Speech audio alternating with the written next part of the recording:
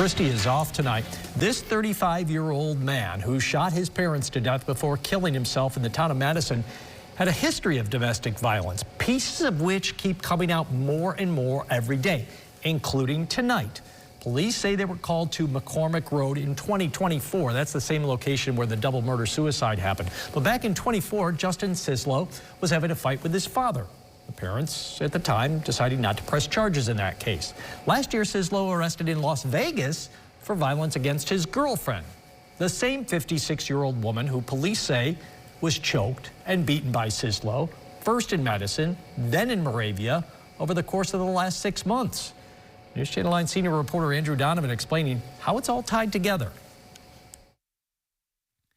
Justin Sislo's mugshot was taken just 1 week before the 35-year-old shot and killed his parents, then himself.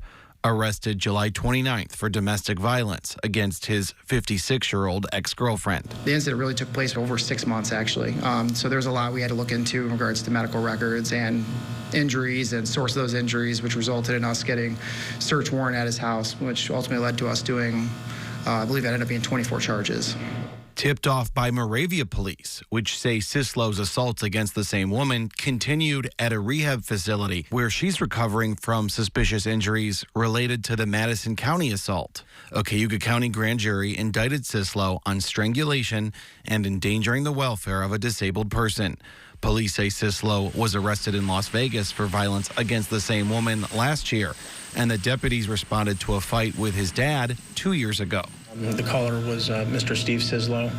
He reported that Justin had shown up to his residence in a manic state. They'd gotten into a minor physical altercation, nothing that would arise to criminal charges, and that he was speaking a bunch of nonsense, not making a lot of sense, and was talking about cults and things of that nature.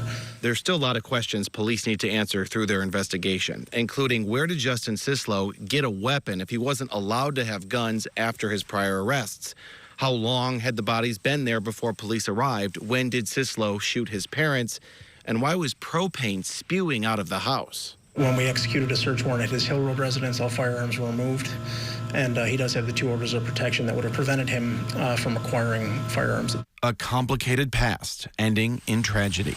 In Madison, Andrew Donovan, News Channel 9. The Madison County Sheriff, also the Republican candidate for Lieutenant Governor, says bail shouldn't have been set at all for Sislo, so he'd have no option to get out of jail. We have reached out to the judge who did set that $10,000 amount for an explanation. We have not heard back. We typically don't from judges. Download the WSYR Plus app on your TV to stream News Channel 9 for free. Just go to your smart TV, search WSYR Plus in the App Store, and download to start streaming today.